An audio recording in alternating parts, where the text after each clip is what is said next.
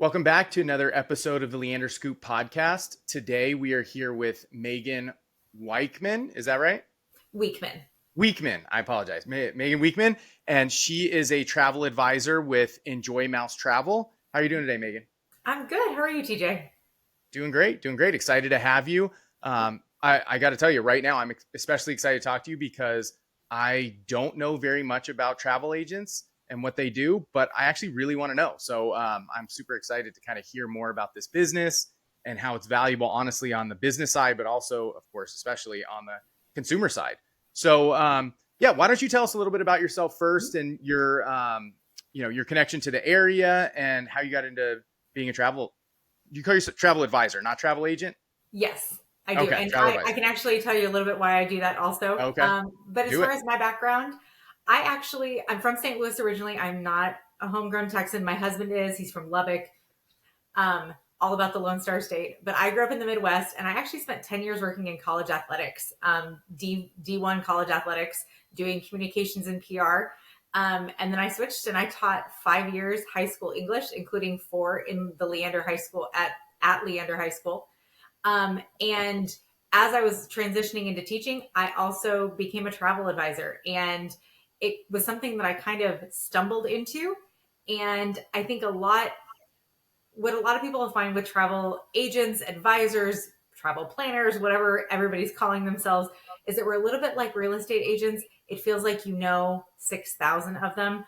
We all work a little bit differently. We specialize in different things. A lot of people start out as I did we got into it because of Disney. Disney is my happy place. And it was one of those things where people kept saying, you really ought to be getting paid to help us with all these trips and things. And so I stumbled across my agency owner, Susie, who's absolutely wonderful, and signed on with her in 2017. And for the first 6 years, all I did was plan Disney and Universal. And that's what I specialized in. Disney is still my number one seller. And it's still the thing that I love doing most because it really is my absolute happy place with my kids, without them, alone or with other people. I could be at Disney all day. But about 2 years ago is when so many of my clients were coming back to me and they kept saying, do you do something other than Disney? We have other vacations we want to go do. Can you plan those? And so for those first few that came to me and said that, I said, if you're willing to be a guinea pig, I'm willing to learn other destinations. Will you let me do that? And they said, sure, absolutely. And so now I'm over 8 years in. I still specialize in Disney and Universal, but I've added all-inclusives like Sandals and Beaches brand, Mexico, specifically the Riviera Maya, so Cancun all the way down south to Tulum on the eastern seaboard there of Mexico. And then I also had quite a few people come to me and say, hey, we want to go to Europe. We want to do customized trips to Western Europe. And so I've also expanded out to Western Europe, and then cruises, ocean, river, all of those things get thrown as well. But those are the places that I specialize in. To some people, that sounds like a lot. To some people, it sounds like not very much. The thing that surprises most people is that I do not plan domestic travel except for Disney and Universal. I have not been to all of the states. There's so many different pieces that go into visiting, whether it's our landmarks or individual cities and all of that. That's just not what I do. I wanted to specialize in things that not only do I enjoy planning, but places that I enjoy visiting, because you want your travel agent, your travel planner, your travel advisor to be going to the places that they're helping you go to. We spend thousands of dollars on travel. You never want to feel like you paid thousands and you didn't get your money's worth. And that's certainly my goal with all of my clients, is to make sure that they all have the best experience possible, which starts with my knowledge base and my experience base in these places. And so that's really important to me. And so, like I said a couple minutes ago, when it comes to travel agent, travel advisor, the old school travel agents that were brick and mortar. So like back when I was growing up, we'd go into a travel agent storefront, and my parents would physically talk to an agent who was sitting there, and she'd kind of take the order of what they were doing, maybe point them in a couple directions, and then she'd book it. And then everything else was left to the guest, the customer, the traveler, to figure out everything else. And there's still plenty of agents that do that. Costco is now a 21st century booking agent. You go to Costco, you tell them what they want, they hand you a reservation number, and they're done with you. When you work with a travel advisor, hopefully you're getting more than that. The idea is that you come to me and I become your one-stop shop for reservations, for tips and tricks, for itinerary planning, for, God forbid, something going wrong.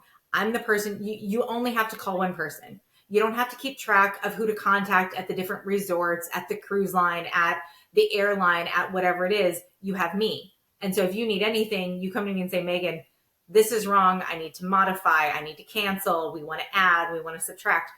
And I'm the one who does all of that for you.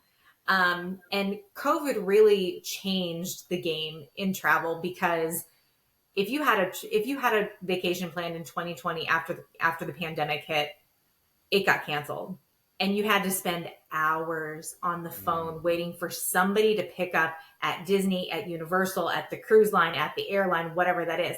If you had a travel advisor, that person should have been the one sitting on the phone, and you should have been going about your daily life like nothing was wrong. And so the pandemic really seemed to be the point where some people realized, okay, this is the value. This is the value of working with travel advisors, is that when it hits the fan, they're the ones dealing with the issues. You're going on your vacation, or you're dealing with your kids at home. You're doing whatever you always do. We're the ones dealing with possibly the mess on the back end. No, that's actually really interesting. And that makes a lot of sense. I come from the insurance world and working and owning an insurance agency. And I feel like there's a lot of similarities there where, if you have Geico or one of these 800 numbers and you have an issue, it's like, you sit on hold for 2 hours, you get passed around to 6 different reps, you're not getting any answers.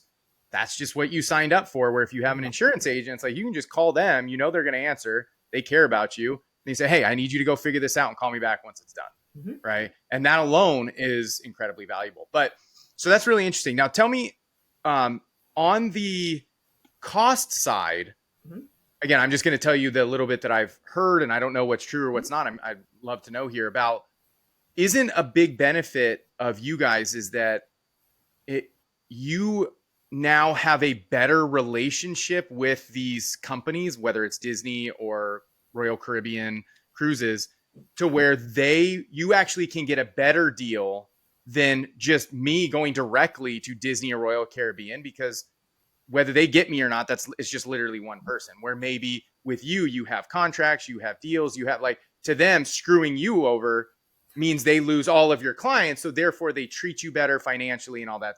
And I'm sure there's plenty more value adds too, but is there truth in that, of travel advisors having access to better deals? Having access to better deals, no. The deals that I can see are the deals that you can see. Now, the caveats with those are on Disney's end specifically.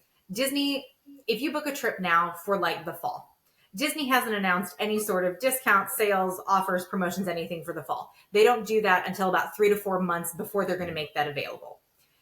Now, if you book with me now and we get to where they open an offer, I know, hey, TJ's booked for October. They just opened this discount for his time frame. I'm going to go in there and I'm automatically going to check to see if I can get you a better deal on the trip you've already booked.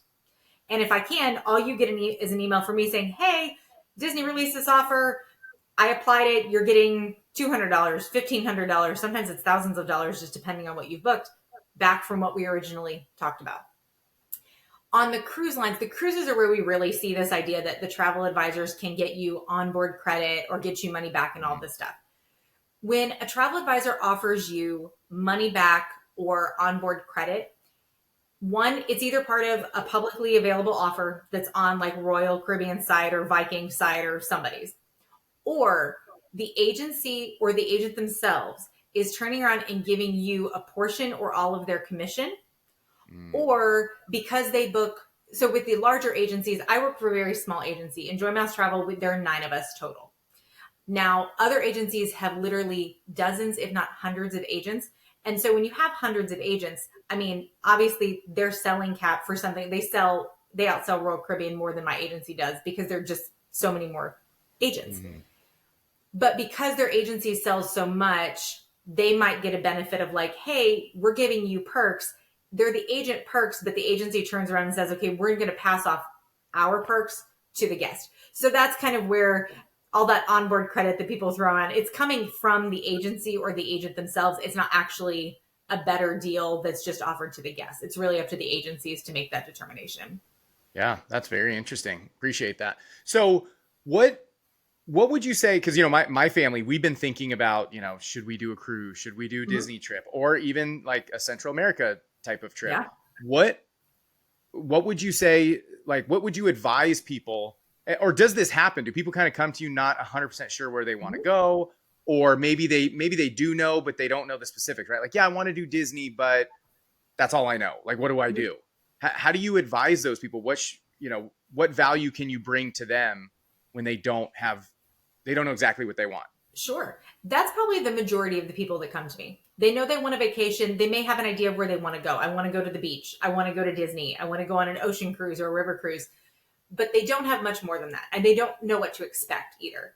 So when somebody comes to me and they say, "Hey, Meaghan, I'm thinking about a vacation. Can you help me out?" We set up a 30-minute call like this on video. If it's somebody who happens to be in town, we might meet in person. And we talk for 30 minutes. And in that 30 minutes, what you're going to give me is your wish list. Okay, you envision yourself going on vacation. What else do you envision? How many people are going? Is this something that's multi-generational? Travel is huge right now. So grandma and grandpa all the way down to the little infant that was just born. So we're talking about vacation needs that can span a wide variety of interests, mobility, finances, all of that. So we spend 30 minutes talking about, as a traveler, what you are looking for in your vacation. Based on that wish list, I can say, you know what? Yeah, you know what? I think a Disney trip sounds really great for you guys. Or I might say, instead of going to like Disney World, how about a Disney cruise because of XYZ? And I might actually shift a little bit. This year over in Italy is and now I'm blanking on the name, but it's basically a holy year over in Italy. And so crowds are just insane. So for the last probably 4 or 5 months, I've been talking to people who come to me and they go, it's the year of Jubilee. There we go. That's the term for it. They come and they're like, hey, we want to go to Italy in summer of 2025. And I've said, ooh, we might want to rethink that. Rome is going to be a madhouse this summer. The crowds over there, the prices, everything is higher. How about waiting till 2026? How about going to another location instead? And then again, we go back to their wish list and what they're looking for. And I can suggest, Croatia might be really nice, or maybe you do Spain, or Scotland and Ireland have been huge sellers for me over the last 18 months now. So, just depending on what they're looking for, sometimes it's looking for a different destination. Sometimes it's saying, okay, yes, you want to go to Mexico, but are you a beach or a pool person? Do you want a kids club? Do you want a water park? Do you want to leave the resort? Do you want an all inclusive? There's so many choices to be made as a traveler. And so my job, number one, is to help you with overwhelm of like, I want a vacation, but I have nowhere to go. The time commitment there to figure out the details of it. Because if you come to me and you say, okay, I want to go to an all inclusive in Mexico, that's great. There are over 200 of them just in the Cancun, Tulum area alone. So figuring out which one is right for you and your family or your travel party, that's my job. And so we spend 30 minutes together. I send you a follow-up email so that everything is very clear, that lays out all of my services, what to expect from me. It also lays out a summary of what you told me so that I know that I didn't miss anything on your wish list. Or if there's something you forgot to tell me, you can write back and say, hey, this looks good, but we forgot to tell you, somebody's got a shellfish allergy that we got to take into account, whatever that might be. And then once you've hired me, then I put together a proposal. Usually I send over one proposal. A lot of agents will send you multiple choices. But if I send you multiple choices, that's me making you do more work, because now you've got 3 choices and you don't know the difference. So you still have to go to Google and find these things. My job is to find you the best and lay that out for you in my proposal and say, this is why I think this is the best proposal for what you told me. It meets all of these items on your wish list. Here's maybe where it doesn't hit the wish list, or maybe it doesn't hit the budget that we discussed. And we lay that out and we work from there to really tailor it down and customize your vacation to you. But it is my job to pair you with the best vacation, the best, whether it's the resort, the destination, the experiences. And then we collaborate from there on, yes, I like this. No, I don't like this. We need to change these things, whatever that looks like. Wow. Okay. Yeah. Very, very interesting. So, tell me, are there any up and coming places that maybe people aren't thinking of that are becoming hot, or maybe they're not yet, but you think they will? what are some, under the radar spots right now that you would talk with people about? So, like I said, the last 18 months, Scotland and Ireland have become big sellers for me, Scotland especially. And then the other one that we've seen an uptick for 2025, and I think that it'll continue going forward, is Iceland. And the interest level for Iceland is because Alaska has become a really huge draw. People love Alaskan cruises. They love guided Alaska trips. But once you've done Alaska, if that's your thing, where do you go next? Iceland is a really great, Alaska is a good jumping point for Alaska. There are hot springs. There are lava caves. For people who love winter, there's a lot of snow. There are a lot of outdoor adventure activities. So for people who love adventure, Iceland is becoming a huge destination. And it's gorgeous. It's absolutely beautiful. People who love the Northern Lights, Iceland is a great place to go for that. I think most people think Norway in terms of not being in the States, but I highly recommend Iceland. I've got some trips that I'm putting together for people for later this year, including one over Christmas that I'm super excited about. And I know that my clients are going to absolutely love it. And then in terms of my beach vacations, I don't know that they're necessarily under the radar, but I think people underestimate places like Turks and Caicos and even St. Lucia. They've been around for a while. They might be stops on cruises. If you've been on a cruise and you've gone into a port and gone, I don't need to go back here, I would encourage everybody to reconsider most of those places. There are a couple that I wouldn't recommend for long-term vacationing. But always remember that if you've gone on an ocean cruise to anywhere and you stopped at a port and you didn't really leave that port area, you did not see that destination. You did not experience that country, that island, that culture. And so a lot of those I recommend my clients. I have a lot of clients who go, I want an all-inclusive. Here are my wish lists, and I'll suggest something in specifically Jamaica and Mexico and the Bahamas are ones that we see pushback on a lot. But if you only saw the port from a cruise ship, you did not experience what it has to offer. And there's some really great destinations in those places that I always recommend to my clients. Yeah. No, that makes a ton of sense. I mean, it's the same as, I've been to the airport. I stopped at this airport, so I know the area. No, exactly. You don't. That is specifically catered 100% to those cruise ships and what people want in a couple hour span. That's not the country itself. So exactly. Yeah. Okay. So then, as far as being a travel agent, can I assume or tell me you mentioned at the beginning how much you love to travel and do, especially the Disney stuff, but other stuff. I mean, you almost can think about it as you have to go do these awesome trips so that you can be better at your job, which sounds amazing. I think, and again, real estate agents, travel agents, we're kind of everywhere. But you really, when you're looking for a travel advisor, whether you're talking to me or you're talking to somebody else, and I always use Disney as the example because Disney is really sadly, Disney World is a really complicated vacation. And it's gotten more. There are a lot of pieces. There's a lot of tech. It changes. They change the rules every 4 to 6 months, especially since the pandemic. At one point we were seeing changes weekly. It was insane. And so trying to keep up with everything is really, really hard. If you are thinking that you want a Disney vacation, again, I'm just using this as an example because it is the best one I can give. If you're thinking about a Disney vacation and you're thinking about hiring a travel advisor, working with a travel advisor, you need to ask them the last time they went to Disney and how often they go to Disney. It's the number one place where if you're working with somebody and you're spending that kind of money on that busy of a trip where there are that many attractions and that many restaurants and that many places to go, and there's an app that you need to have on your phone for this trip, your advisor needs to be intimately familiar with the current goings on at the parks, how the app works, how things function, what things cost. Because Facebook is wonderful and I'm in multiple groups, local, some for agents, some for people who just visit Disney and other destinations.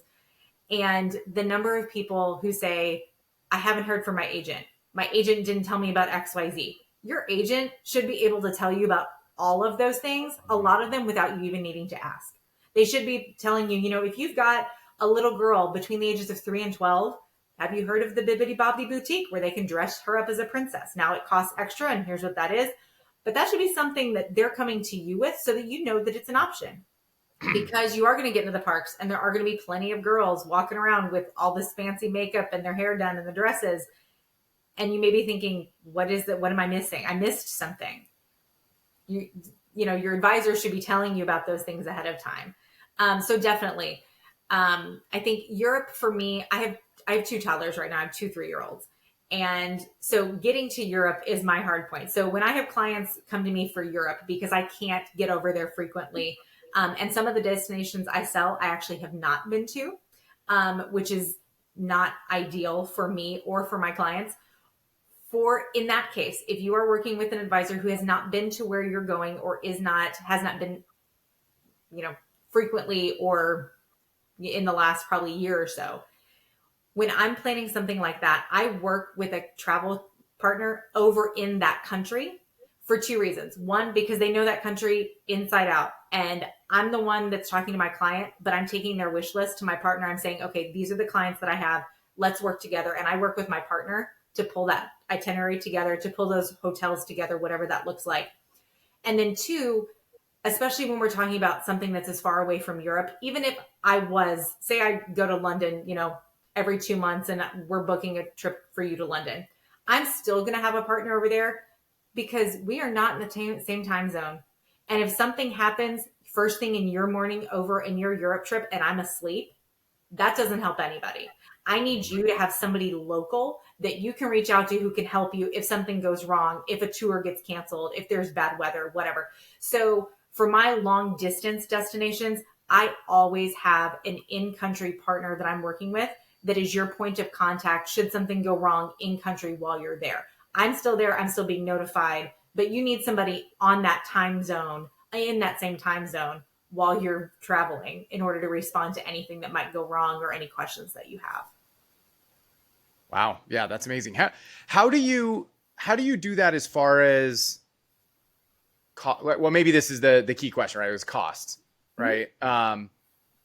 Because it sounds to me as a business person, I'm hearing I have a partner in London. I'm thinking, that partner in London, what do they, how does that work? Right. So I don't know. How should people be thinking about, when they think about wanting to hire somebody, the cost versus the value? Again, we've gone over the value a ton, and it's probably so much more than most people would think. Like I said at the very beginning of the call, right? Now it's like, oh my goodness, all these different things. But how should people think about the cost, and maybe even also the cost of you versus maybe whatever's industry standard or what these, other ones do and all that? So what a lot of people don't realize is, and this again has increased since COVID, 72% of travel agents, advisors, planners, whatever we're calling ourselves, 72% of us charge some sort of fee to work for us.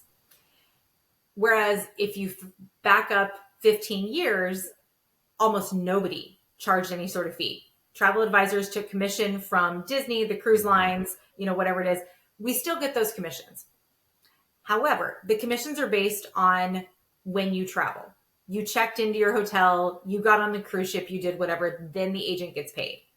So when it came to the pandemic, what a lot of agents found was that everybody canceled, and we had a lot of travel advisors lose their businesses because they just went bankrupt. They didn't have any commission coming in, and if they didn't charge fees, they didn't have any money at all, and that was it. Now, I will say that it's still, I don't want to step on anybody's toes. There are plenty of travelers to go around. In the Facebook groups, the local Facebook groups, there are always people posting, hey, I don't charge fees. I work for free, da, da, da. So there's still a large amount that don't charge any fees. I currently don't charge any fees for my Disney or Universal just because that's my base. That's where most of my clients have come in from. I do charge a fee for my other work. For cruises, it's $50 a stateroom. So it's not much at this point. For my all-inclusive vacations or my Europe travelers, it starts at $150 per family. And it really just depends on how long you're going for, how many families are involved, how much customization we're going to be doing on the itinerary itself. And the reason for that is that, again, you come to me, you say, I want to go to an all-inclusive in Mexico. There are over 200 of them. I'm going to spend 30 minutes with you talking about your wish list, but then I'm going to go back. And in the time that it takes me to put together my proposal for you, that first and best, finding you the truly best resort and maybe it's excursions that you want to go on and all these other details, those proposals can take me anywhere from like 5 to 10 hours to put together. When we start going to Europe and we start talking about 10, 14, 21 day trips and it's fully customized, it's not any guided thing. So like I'm putting together that, we're talking about like I spend days putting those together. If I don't charge a fee and I give you the proposal and you decide, oh, well, I'm going to go to Expedia and see if I can get it cheaper. Or, you know what, I just got this really good deal from Costco. I'm going to go with that instead. Then I did all of that work and I made no money. And I'm not going to. Unfortunately, on the business side of things, that's kind of like the ugly side of business, right? I still have to make money for the work that I put in. I just did a day's worth of work.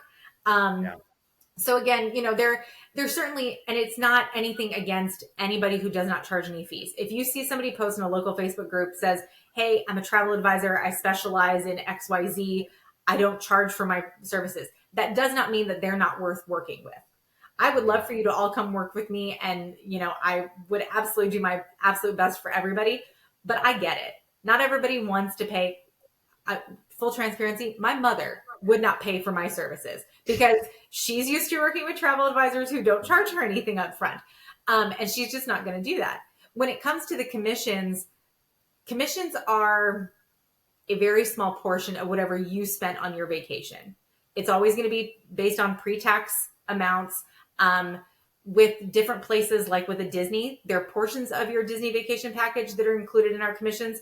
Other parts, Disney doesn't pay us commission on. And it really, the purpose of the commission and what a commission really is in terms of travel, because it's different than if it's like a car salesman. It's not that same. First of all, that's not what we're getting paid. But what a commission in travel is it's basically a thank you from the tour operator, from the cruise line, from Disney, whatever it may be, for doing their job for them, right? Because you came to me and I did the work that Disney would do if you booked through Disney's site, that kind of thing. So it's kind of just a small little like, oh, hey, thanks for handling this for us and bringing in more guests. Yeah, totally. No, that makes a ton of sense. And it sounds like, I mean, geez, if I think about planning a trip, you know, a multi-country trip in Europe, like, oh my goodness, that sounds so insanely complex. So, I mean, it almost seems crazy to think that somebody would do that for free, but I know sometimes that's where the world is. But I think it's better when people just realize, would you work for free? Like, I mean, in your job, you know, I mean, it doesn't make sense. But it also sounds like you said, like $150 to plan a long, very, you know, a lot of moving part vacation. I mean, how much are people spending on these vacations? I mean, you know, we're probably talking 5,000 on the low end, I would think. On the very low end. With 10. Right I now. mean, yeah. What are some bigger, like what are some numbers you've had on the, you know, the bigger side? For again, multi-generational travel is becoming a big thing. So when I have groups of 10 or more, I mean, if you started a group of base of like 10 people, not 10 rooms, but 10 people. So it could be, you know, grandma, grandpa, a couple families with some kids, whatever. If you're looking to go to Europe and you start throwing in airfare, I mean, depends on what your experience is looking. But I mean, I've had clients pay upwards of, you know, around $75,000 for a week trip for airfare plus, you know, some of the resorts and those things. Can you do it less than that? Yes. And I work with every budget. You know, if you come to me and you say, I'm going to Disney, but, you know, we need to book the value level resorts. Absolutely. I'm all for that. I've stayed at every value resort at Disney. They're still great. But even, you know, all of that's coming in. Even for families of 4, they're spending, you know, for a week, you're probably still looking at a minimum of 5 before airfare. And that's in a lot of cases. It's just unfortunately kind of the travel world we live in now.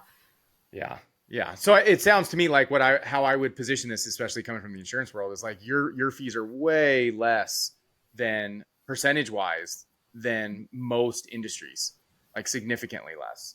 Probably. So it's and really, not unreasonable. And there is no industry standard because the industry is so split on, is it okay to charge fees? Are we charging fees? You know, yes, we are. No, we're not, whatever that looks like. So each individual agent, or in some cases agency, sets what that is. So again, talk to the people that you know who are agents, see what they're charging. If anything, everybody's going to charge something a little bit different. Mm-hmm. Yeah.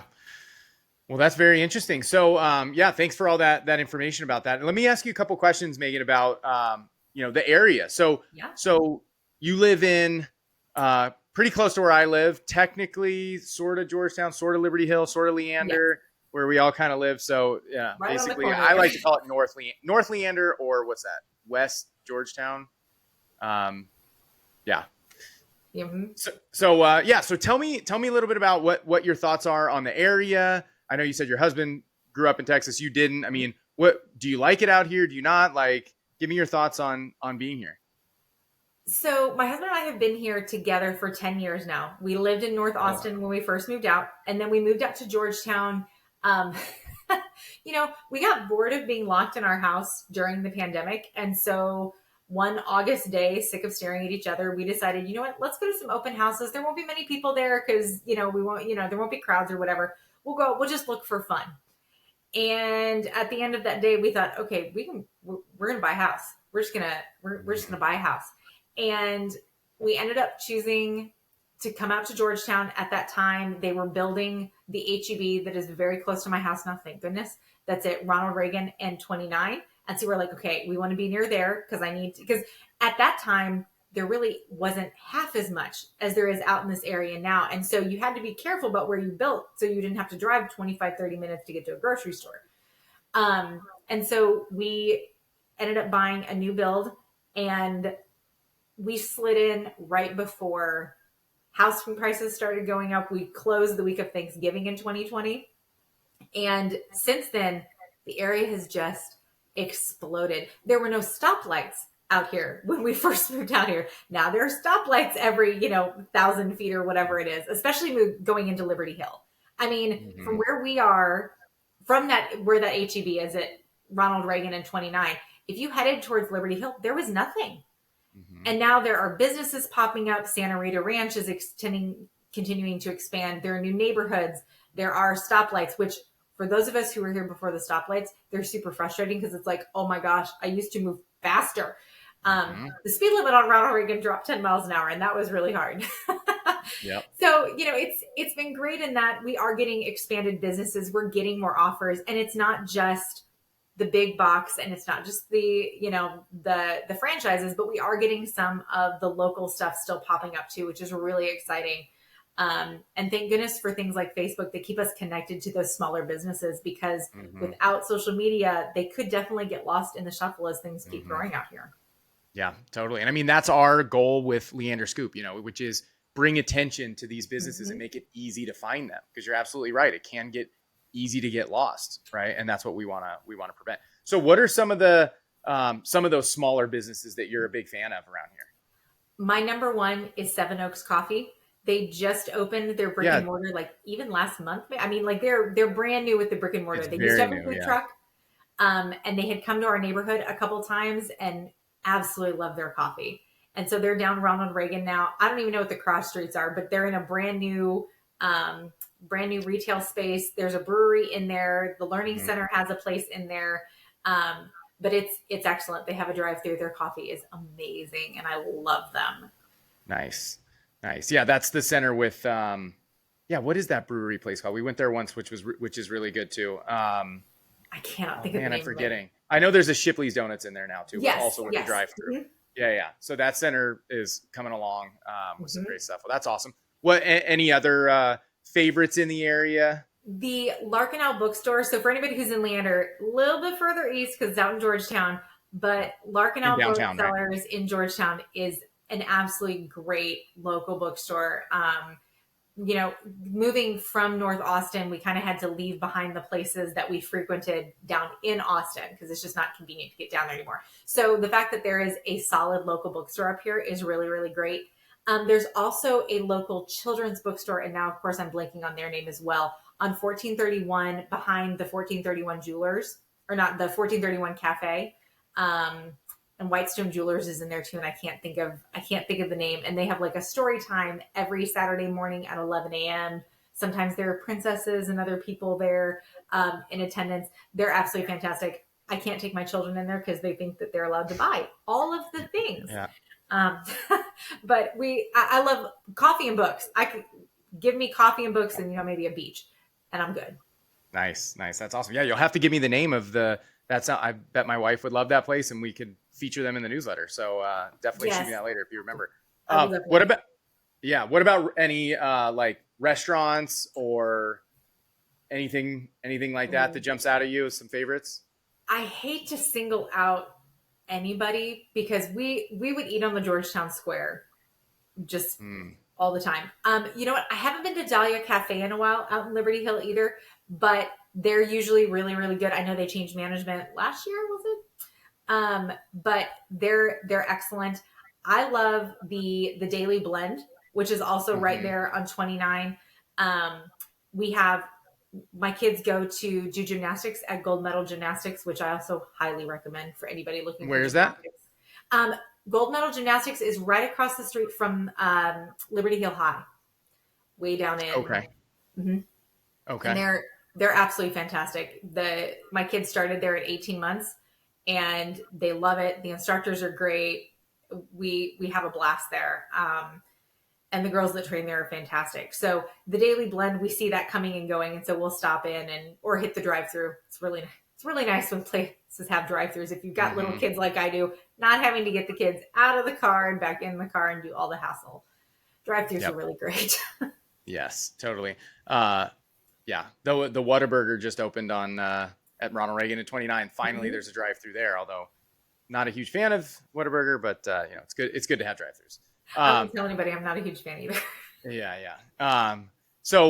What about, so with all the growth that we have with the 183 coming in, which is opening this year, which is exciting. And then Costco, of course, is coming. But, and I think about Costco coming and the fact that what is going to come to be around Costco, right? There's probably going to be, that's just going to bring, if this place already wasn't developing incredibly fast and with so much growth, that's just going to bring, it's going to be crazy. But are there any businesses that we don't have, especially in your case, you come from further, before you were further south and had all the business around you. Is there any businesses that you wish would come up this way that aren't here yet? Like your wish list? I would love to see, and I know a lot of people are kind of the same, but I would love to see a Trader Joe's up here. I really would. Yeah. They're just, we were never like huge by all of our groceries at Trader Joe's, but there are definitely some specific things that we would go in and look for. They always have something unique. They always have something different. I'd love to see a Whole Foods even a little bit further up. I think the closest one might be the one in Cedar Park. Yep. Which, if you're up in the Georgetown area, it's, unless there's something that I got to go down there for, I just don't get down there anymore. So I think those would be, I think it's also a sign that you're an adult if they ask you, what business do you want? And you're like, hey, I want some more grocery stores. Yeah, that's fine. But you're not alone, because I believe there is talk between Trader Joe's and Cedar Park right now. I think it's pretty legit going on that may happen. So again, it's still, 20 minutes down for you, but better than going all the way in Austin, I guess. So yes, that's a good choice. Well, hey Meaghan, this is a great conversation, and I really appreciate you coming on and telling us all about the travel industry. I've learned a ton myself, which I love learning about different businesses, and especially since we've been talking about vacations. We'll have to talk a little later once you get my wife to commit to us doing something. But why don't you tell us, how can people get in touch with you if they wanted you to work with you on this? So if you're interested in reaching out, you can give me a call, 636-542-0064. My email is Meaghan, and Meaghan is difficult. It's MEAGHAN @enjoymousetravel.com. And then I also run a private Facebook group where we talk all things travel. I show off some of my favorite destinations, resorts, tips and tricks, that kind of thing. And so you can search for Memories by Meaghan on Facebook, or the URL facebook.com/groups, which is the starter for any group on Facebook. And then Memories by Meaghan. Again, MEAGHAN. But yeah, you'll find me in all of those places.